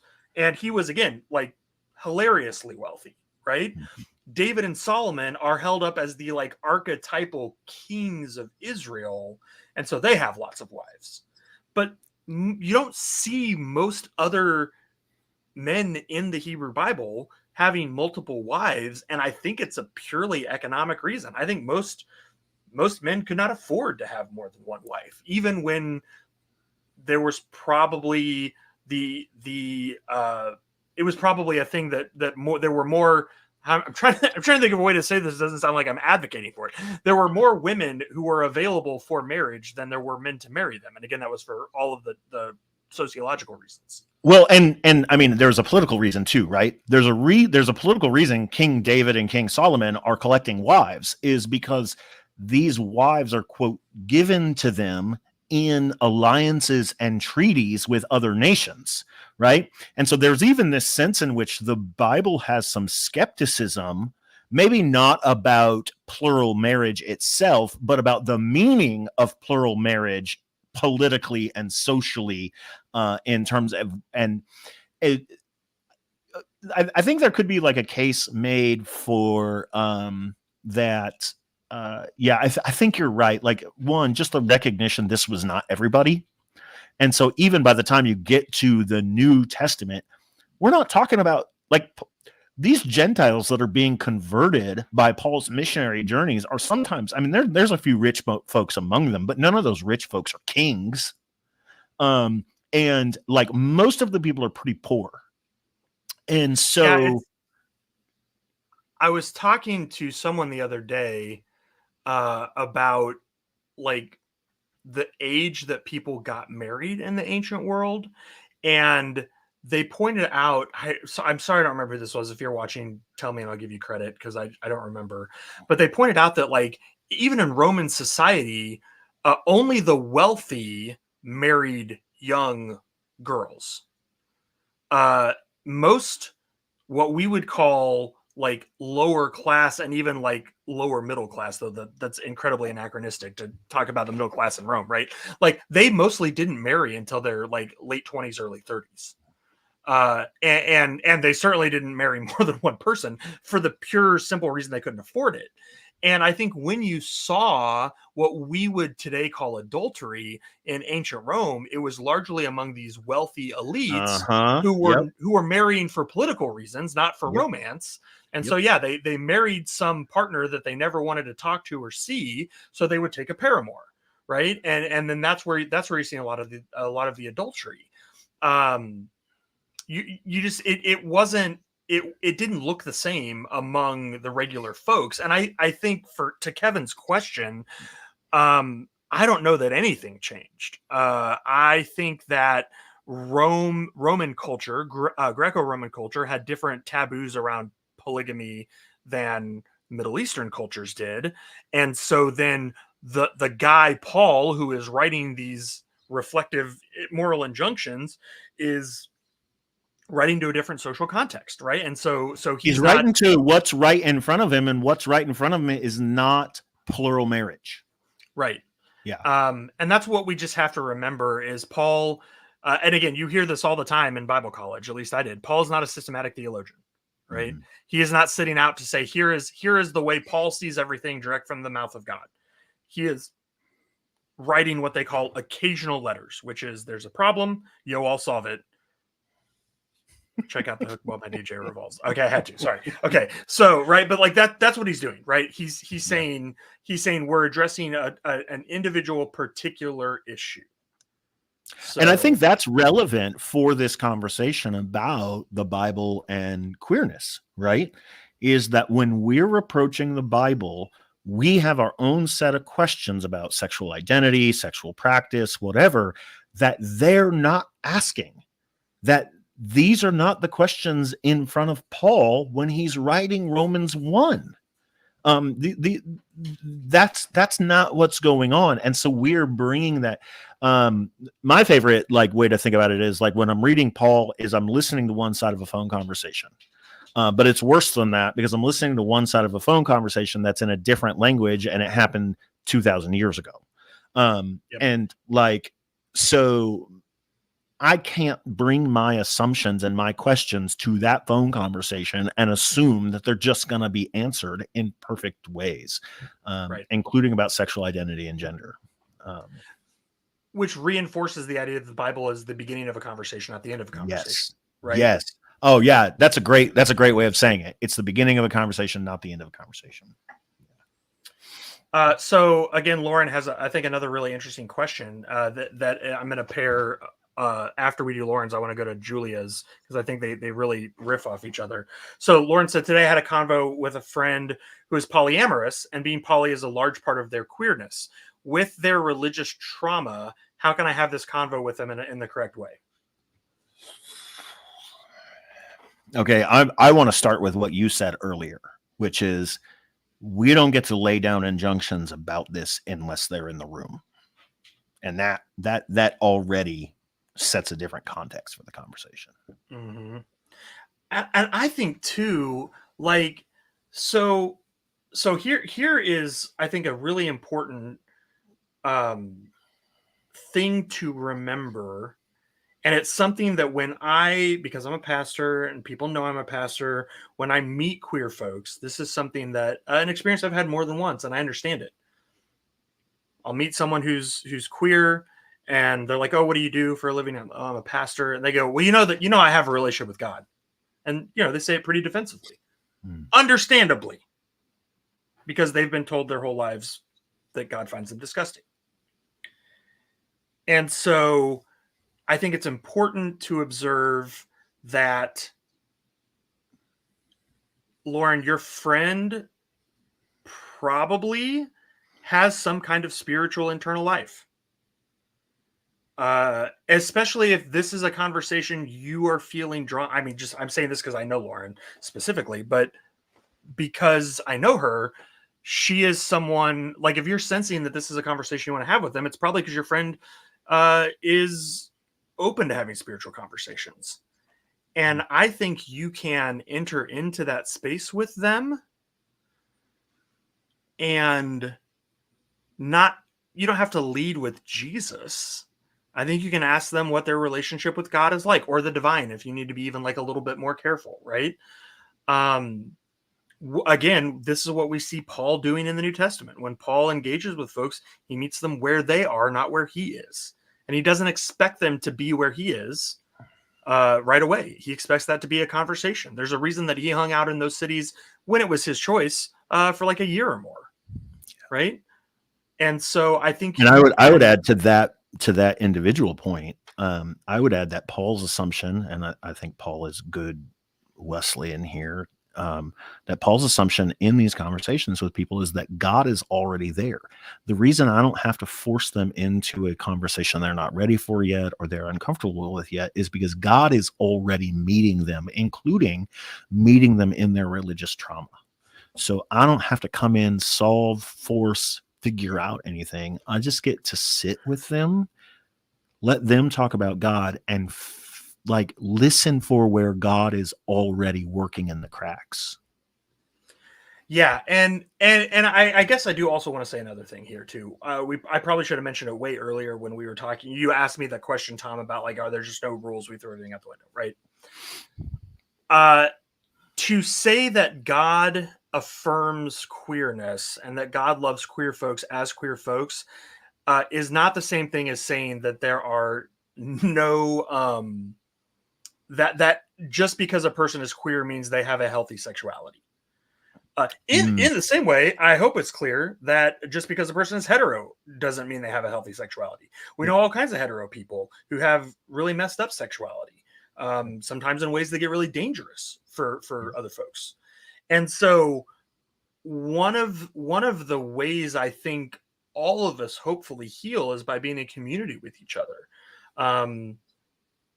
So I would hope that this friend that you are in this relationship with, that you feel like you want to have this deeper spiritual conversation with them, I hope you can be honest about your own spiritual trauma.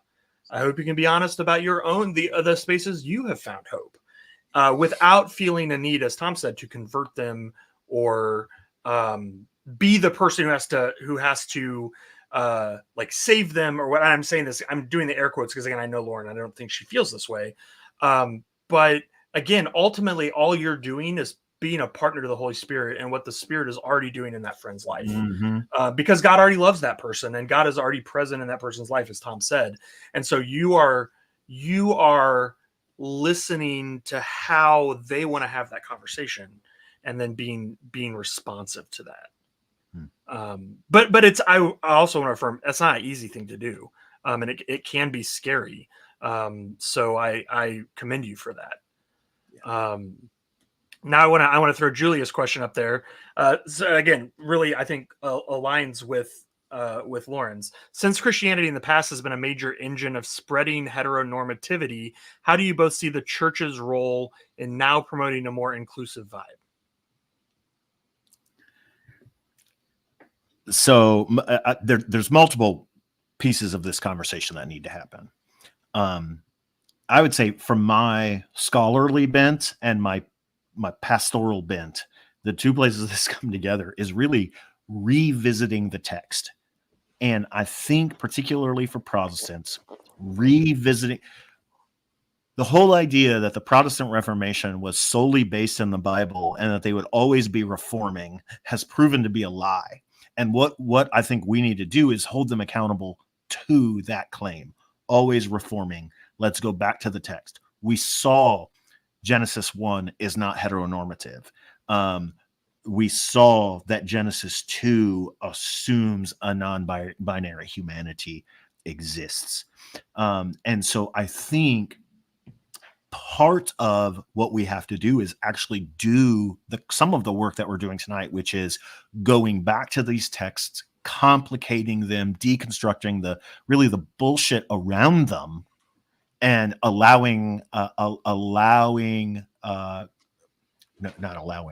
inviting queer folks into the conversation to show us how we can see these texts differently. Yeah, I would I would say too, I don't have any hope that this is actually going to happen, but I just wish churches would be more honest about where we stand. There's a big movement with a lot of churches right now to say we're welcoming but not affirming. And what they mean by that is essentially gay people can be a part of our church as long as they don't want to actually like do anything.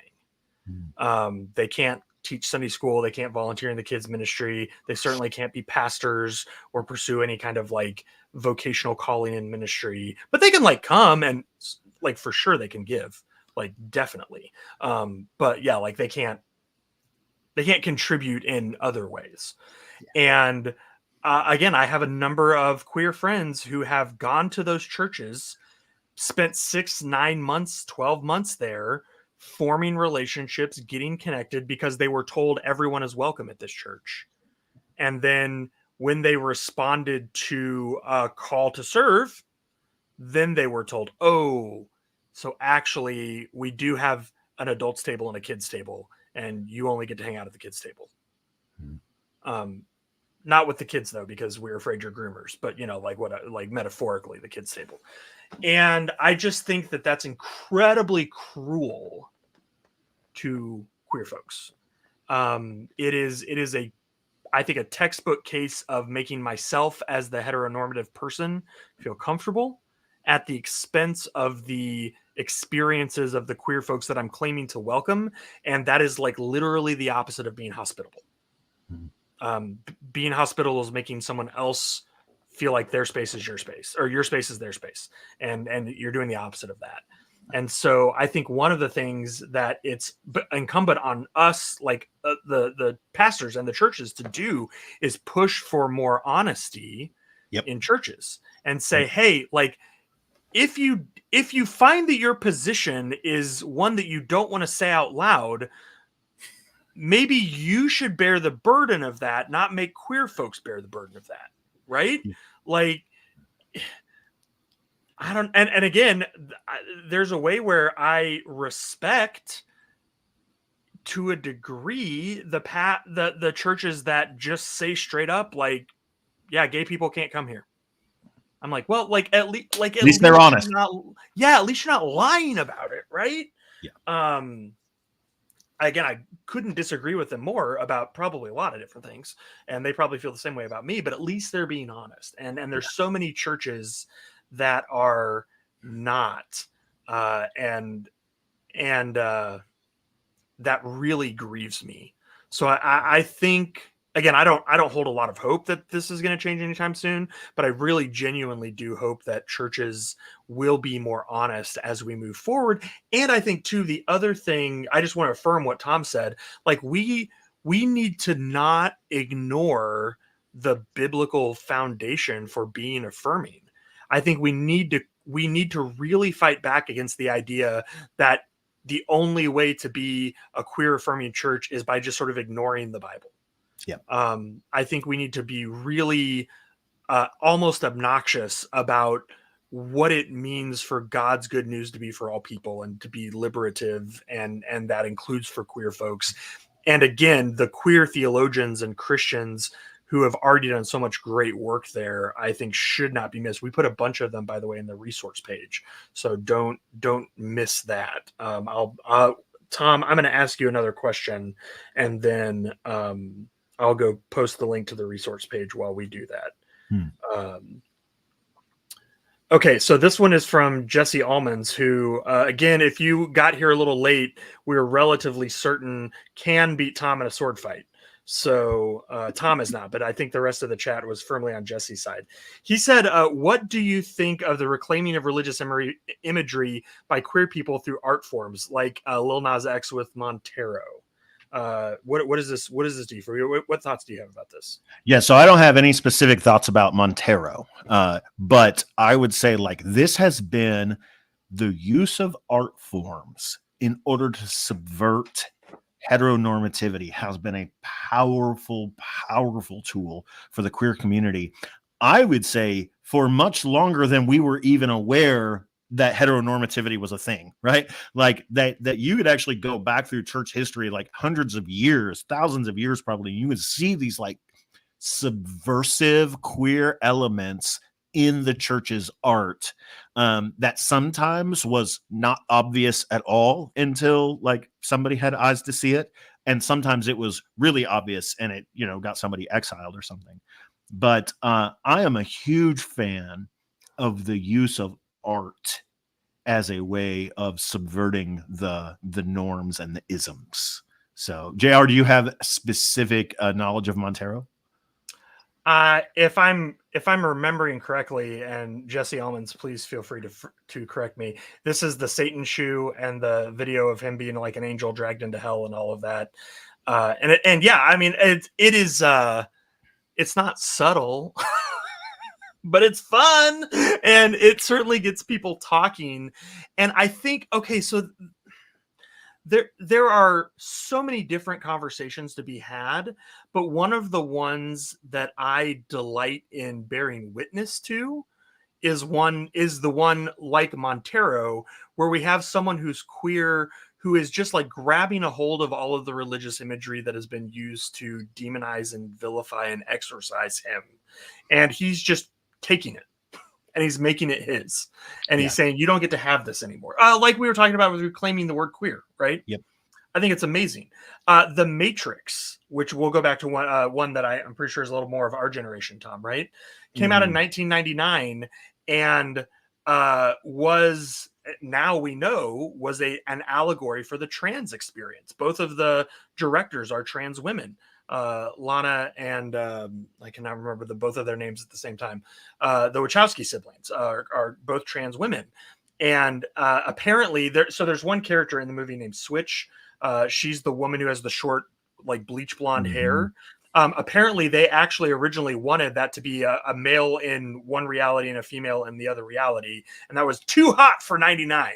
But what I think is interesting about The Matrix is there are entire books that have been written about like the gospel of the Matrix and how Jesus or Neo is a Jesus figure. And I mean, who among us has not preached a Matrix sermon, right? Like there's blue pill or red pill, choose you this day. There's so much Christian imagery intentionally in the Matrix, and yet we also now know from the get-go that it was a trans allegory as well. And so I have found it really interesting to reflect on that film, which I caught the Jesus imagery right away. Like first time I watched it as a wee bay of 18 years old, just starting out in the world. I missed all the trans stuff completely because I didn't have any framework for that, you know? Yeah. So I've really been interested in going back and like relearning to watch this film the way its creators intended, which is as a trans allegory that also includes a ton of Jesus stuff. And again, I find that enriching my faith. So really, like, yeah, I think when queer folks make art that is unapologetically queer and also reclaims the religious imagery that's been used to abuse them and dehumanize them, I think it's beautiful. And again, I think it's a conversation that I don't run and I don't really even participate in. I just sit back and enjoy and celebrate, you know, and amplify, hopefully, you know, sharing it on my social medias or whatever kind of stuff, right? I think those kinds of things are the kinds of things I get to do as a cis hetero pastor. So yeah, I think that's great. One of the places I know that art and sexuality and sort of quote sexual deviance have come together has been particularly in crucifixion paintings historically, right?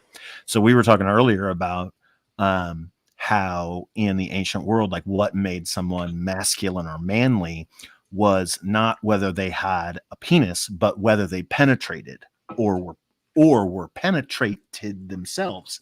And what a lot of art really through church history that's done some more like subtle kind of engagements with sexuality is emphasizing the fact that Christ himself was penetrated by the Romans, right? That he sort of like this gender bending kind of experience where he was the one in the more traditionally female position of being penetrated.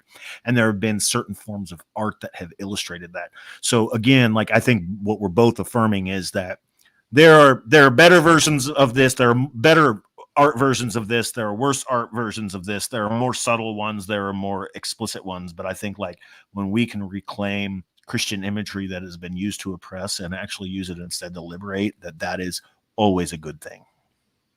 Yeah. All right, friends. Well, I think that is bringing us, we're out of questions. I do just want to shout out, because I said I would show them in the chats, but Mary she asked me what my aha moment was, and then said I was more enlightened because I'm not into eyebrow modeling. I just thought we needed to make sure that question got put up here. So just because Mary asked it, but I did already share my aha moment. So I want to say thank you all so much for participating with us. This has been a good full 2-hour conversation. Yep. We hope to do more of these. We hope to do some that feature some queer Christians doing awesome stuff and being the incredible gift to the church that they are. Again, I want to re-highlight the resource page that we have in the chats. You should see them there. We put a ton of stuff in there. Stuff from some hetero dudes like us that are trying to do the same kinds of stuff, and then a lot of stuff from queer creators doing incredible things. So thank you for your time. Thank you for your generosity with your questions. Thank you for loving the community of people in your lives enough to attend a 2-hour discussion with us about it.